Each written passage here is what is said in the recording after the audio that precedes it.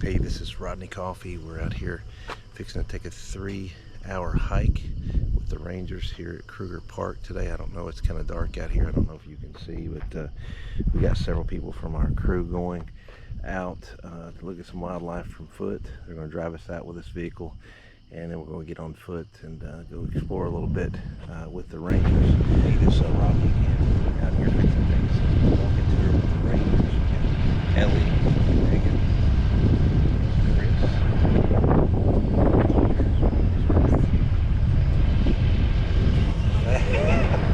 here we are off-road. I don't know how far we're going to go back before we go on foot, but this area that you can't go with regular vehicles.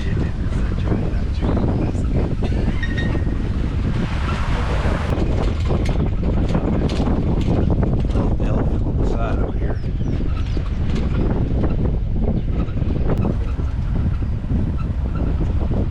Something straight ahead there. Looks like elephants.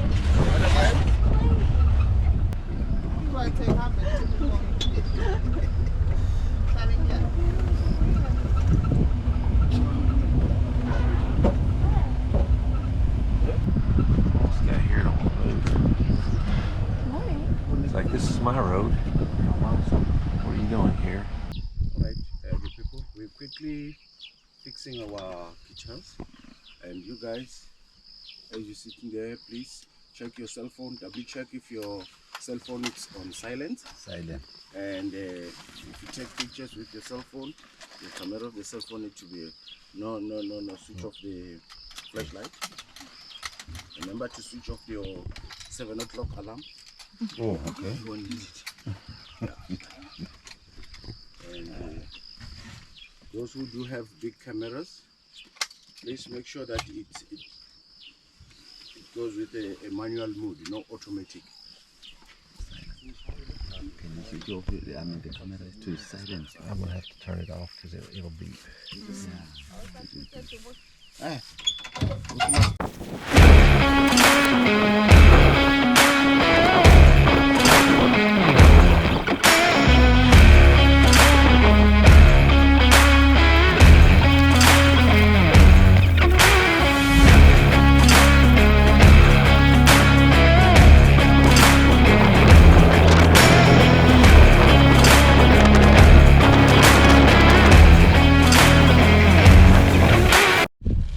So what's your biggest problem with poaching here? People just sneaking in and trying to poach, or? So I would say the biggest challenge we have is poachers poaching rhinos. Rhinos. Remember now, this being a protected area, poaching didn't start when they started poaching rhinos. It has its own specific name, but I'll just call it small-scale poaching, where they'll just poach for sustenance. They'll poach small deers just to go and eat, and then they'll come into the dens and fish. That has been going on for as long as Kruger has been founded. So yeah, until the rhino poaching began, that's when things got out of control. The other thing we had problem, those poachers use snares to catch the antelope, but sometimes those snares they end up catching predators. Whatever you don't want, throw it in here. The neck. They're not looking for it, but it just got there. And then, yeah, so that one has been going on forever. But yeah, the one that is the biggest large scale poaching is the rhino one. Yeah. So yeah, it has been the most difficult one to deal with. So you guys are rangers, essential, like back where we call them game wardens. So we are divided into two. We call field rangers. We call field guides, and there's field rangers. Although since the poaching began, they've changed the name, although they're still called that, but they called now the anti-poaching unit. Okay. We used to wear the same uniform back then, but yeah, when poaching escalated, they changed the uniform. Now they wear a uniform that is similar, almost, but not the same as the army one. So you normally see them driving out in a bakkie, that at the like back of camel the color? bakkies. Yeah, Yeah. yeah. So they wear that one. So those are the ones that are responsible. I'm sure if they are around here, they might have spotted us. They see us. We don't see them, so they don't want to be seen most of the time. So they are the ones that deals with the operations. For us, mainly to make sure that you're safe from the animals. So if there was an incident, if we do encounter tracks and we suspected poachers, or we encounter poachers themselves, and then we report to them. We do nothing, we just get you to safety. Petros has a bit of experience because before he became a guide in 2015, he was a field ranger for 20 years. So he's the one who's been experienced in that field. So he's been around for a long time.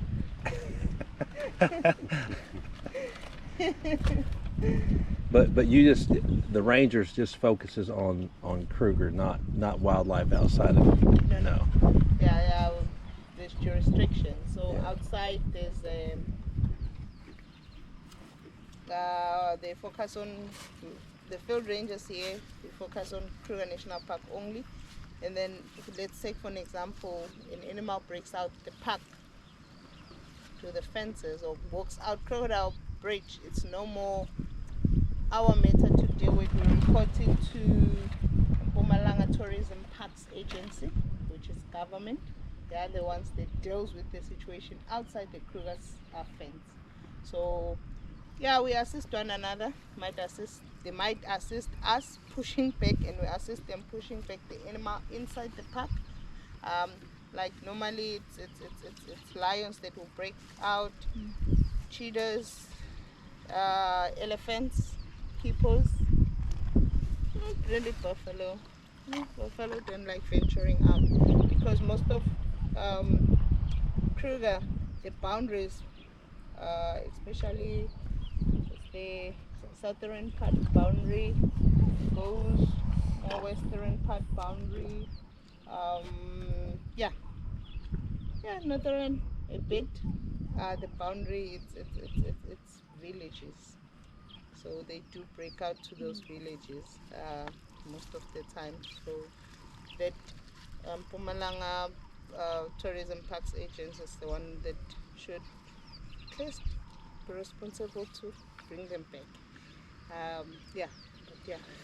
Have they ever tried to consider repopulating South Africa with like the impala for just everywhere like it used to be, or they don't want that? Like outside the park. Yes. The issue is human and wildlife conflict. With impalas, there won't be human and wildlife conflict because the animal wouldn't really attack the humans outside. Yeah. Like impala, I mean, like you don't say impala, like let's run. But tragedy of the common, that will be the problem. Tragedy of the common, it's more like one person. Now we don't do things for sustainability. Michelle, if they try and have impalas outside the park, Michelle would want to hunt all those impalas for herself and then leave nothing, because now they won't say, okay, we're gonna catch one impala and then we share in 5 households. No, Michelle would want to catch all those 5 impalas for herself, so that means it's not gonna work. People would want to catch them and sell them, so they will be wiped out the very same day they're introduced outside the park. So yeah, it's very difficult. Yeah. This way.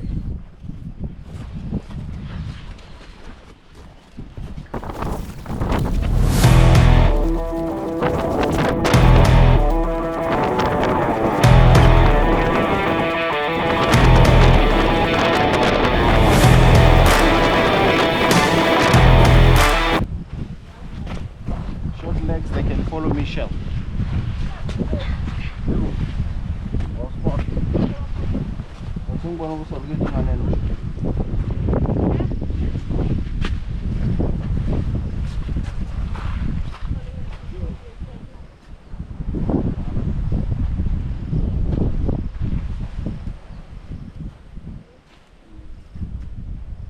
a footprint of the lion, but it's not a fresh one, an old one.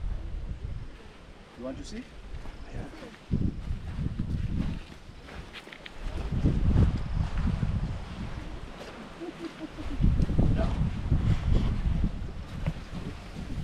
see?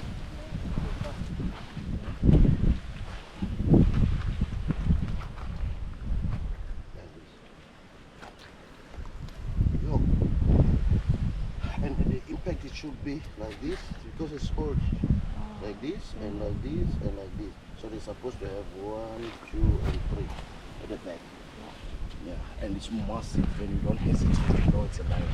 But if it's a hyena or it's a wild dog, then you see there's 2 lobes at the back. Yeah, so 1, 2, another back. And then you see, you can still see the claw marks, then you know it's a hyena or it's a wild dog.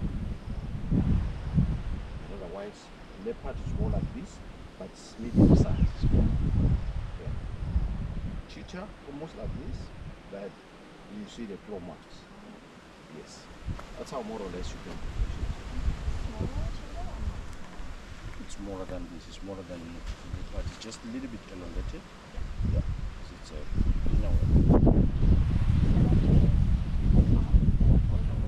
no, they cannot protect it.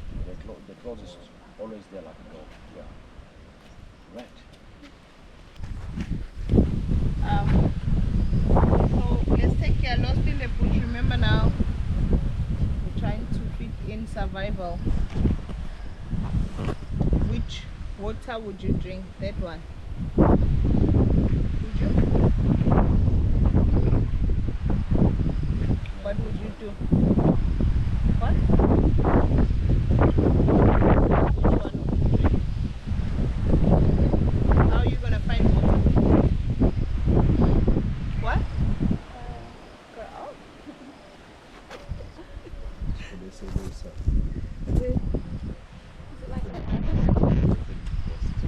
Drink water. Like they dig down. So if you can start digging here, taking out some of the sand, you'll see water will come up. So there was an elephant here. Other than drinking there was never it came here. Can I? You can dig it. Like that? Yes. See? Yeah. So this water, it's more clean because it infiltrates through underneath the ears, the sand. So you're just gonna take out some of the sand out. I mean, like you can collect a lot of water. There's water running underneath the sand at this very moment.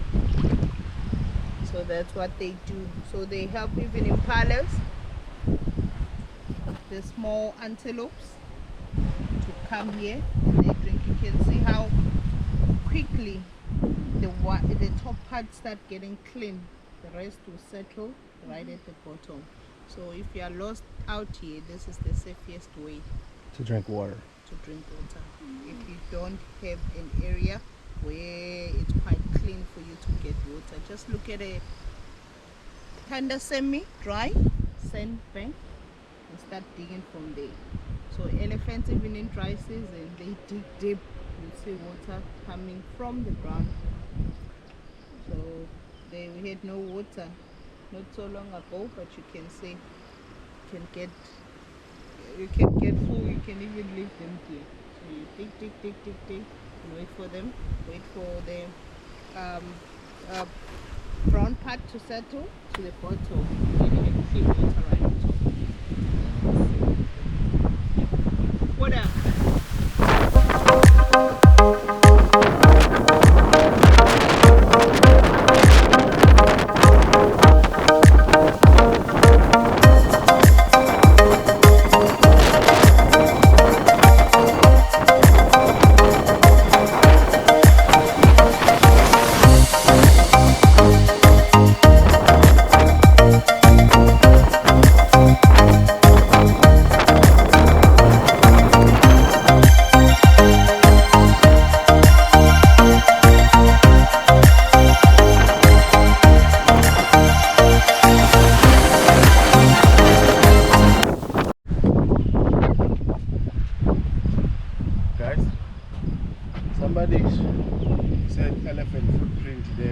see the hippo. That's an elephant footprint. More round. Yeah.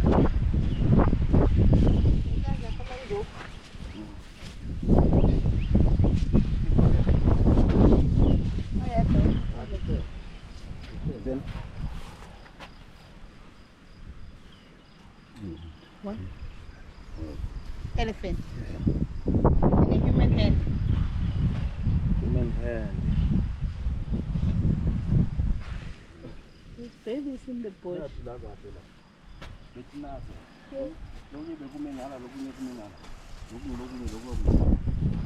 Don't believe me. There's native people.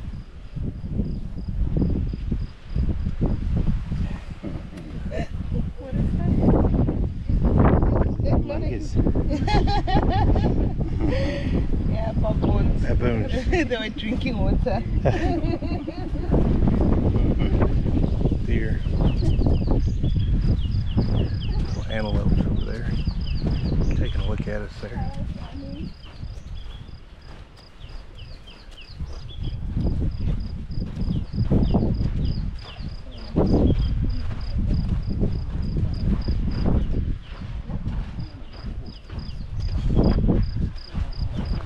This time of the year they say everything's greener here. The rest of the year it's all dead and brown. Break the leaves of this and smell this plant. No. Yeah. The leaves. Grab and smell. Oh, see.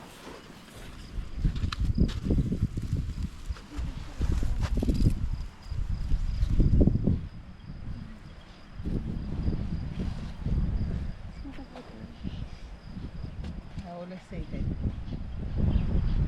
Wild aniseed. They say it's good for your stomach problems. You boil it as tea. Yeah, it's safe to eat. It's edible. You boil it and you drink it as herbal tea. No, it's very safe. If we use it as a herb. Yes. Yeah. So, but remember now with each and every medicine, whether it's Western or traditional, how your body receives. Might have the same condition, high blood pressure. They give us Western medicine. What they give you does not work for me. I need to be put on something different. Same as this. Doesn't mean that because I said, no, it's good for the stomach, it will work for you. It works for its people as well. That it wants wild, and it can also, besides traditional medicine, anything that is not poisonous but it has a strong smell in the bush, you can use it as an insect repellent. Take a lot of leaves, crush them, put a bit of water and apply on your skin. But remember, because it's not scientifically created, it won't last long. You need to keep on reapplying it. Wild ants.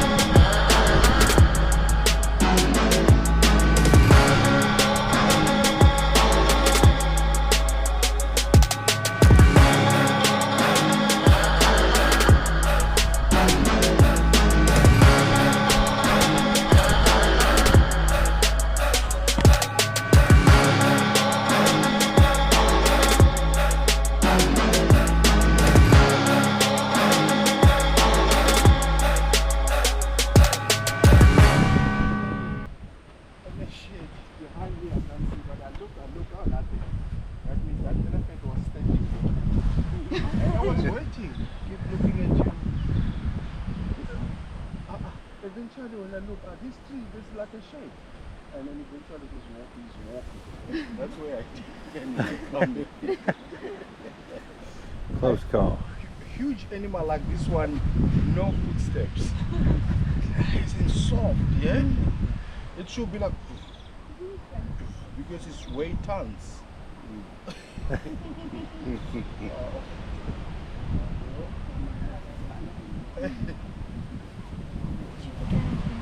The last I had it turned off, I turned it back on.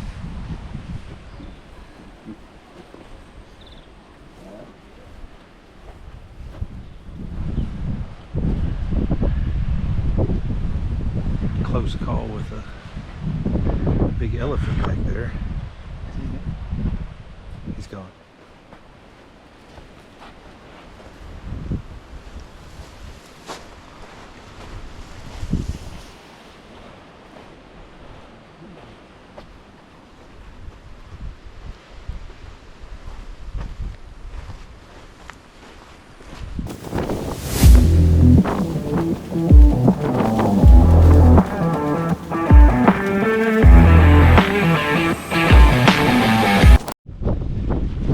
There you have it, 2.5 hour, no, 3.5 hour hike in the bush with the dedicated rangers of Kruger Park. We had a wonderful time.